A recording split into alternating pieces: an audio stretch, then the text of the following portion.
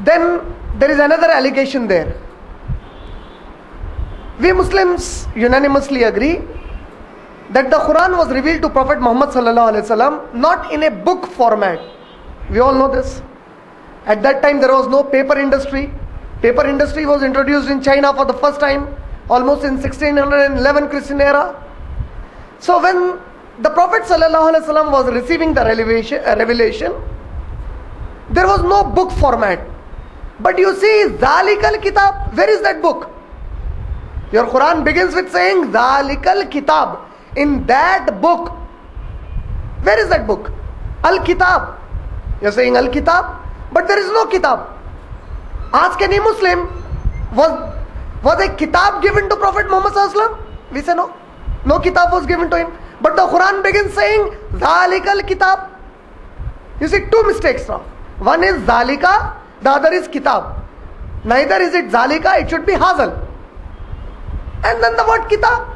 Where is the Kitab? So, these are few fundamental things as a Muslim that we should be aware of. Because otherwise, the moment we start the Quran and you get this kind of a question to you, it might be a plain misconception of a non-Muslim who wants to understand this. And suppose you have a non-Muslim friend in your college, and that non-Muslim friend around you is asking you, brother, what does Zalikal Kitab mean? Because you Muslims say that there was no Kitab at the time of Prophet Muhammad sallallahu alaihi wasallam, 23 long years of his messengerhood. It was in the 40th year that the first revelation came to him, Iqra, Bismi Rabbikal Ladzi Khalaq. And for 23 long years almost, up to the age of 63 years when the Prophet sallallahu alaihi wasallam reached, till that time Quran was being revealed. And you Muslims claim that there was no book format.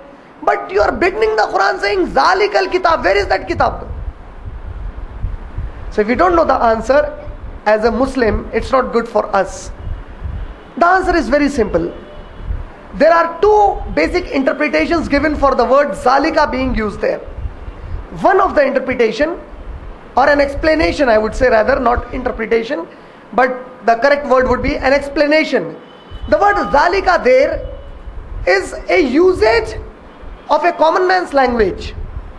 Allah subhanahu wa ta'ala refers in Surah Baqarah, Surah number 2, ayat number 185, that the Quran is Hudal Linnas. It is a book of guidance to the entire mankind. Then in Surah Ibrahim, Surah number 14, ayat number 4, Allah says that we sent messengers with books in the language of the people to whom they were sent. In the lisan, in the zuban of the people to whom they were sent, it is in the same zuban they were sent. Meaning, there are a few methods of using a language that becomes very common with us. And you there don't need to have the grammatical approach to it always. The Quran is basically not to prove that it's a book of grammar. Quran was not revealed by Allah subhanahu wa ta'ala with a claim that Quran is an Arabic book on grammar. Allah didn't say that. The purpose of the Quran, Hidayat. It's for guiding the mankind. To guide the mankind, it should be convenient for the mankind to understand it. So in all languages you will find this kind of a usage. For example, and that person.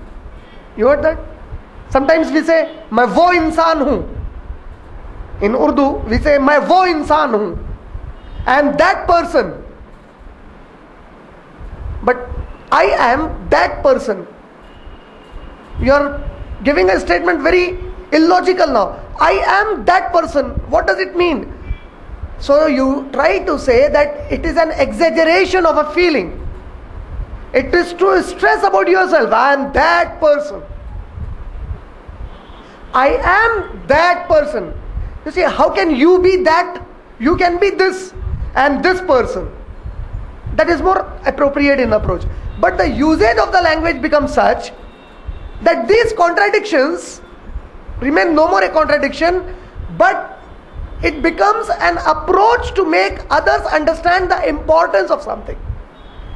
So some people who explain this ayat, they say, Zalikal Kitab is an explanatory sentence to stress and say, this is that book.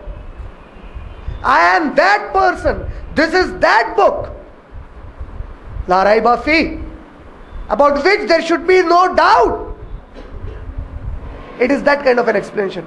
The other explanation for Zalik al-Kitab is, if you read Surah Waqiyah, Surah number 56, ayat number 77 to ayat number 80, or rather ayat number 76 to ayat number 80, Allah subhanahu wa ta'ala says that the original text of the Quran is preserved on Lawh Mahfuz.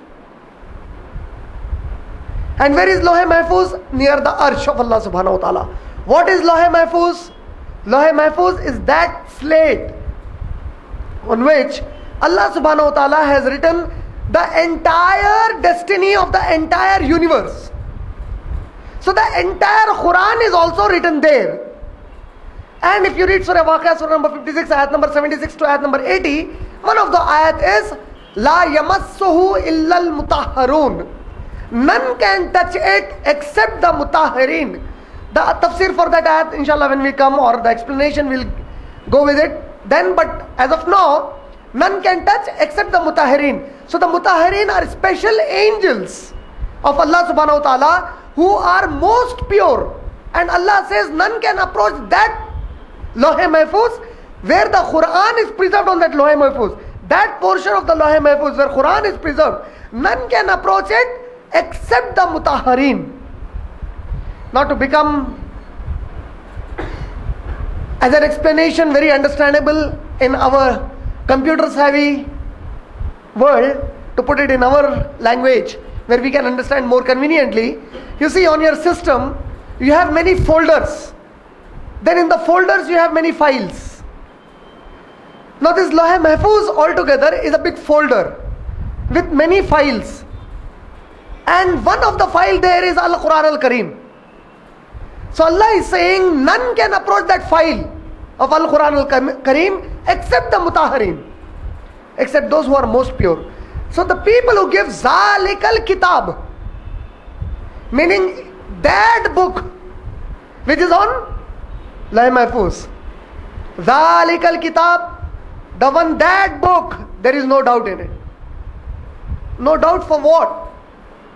What no doubt are we talking of? So you see, Allah explains no doubt about what? If you read Surah Sajda, Surah number 32, ayat number 1, 2 and 3, Allah subhanahu wa ta'ala says, Alif Lam Mim Tanzilul Kitabi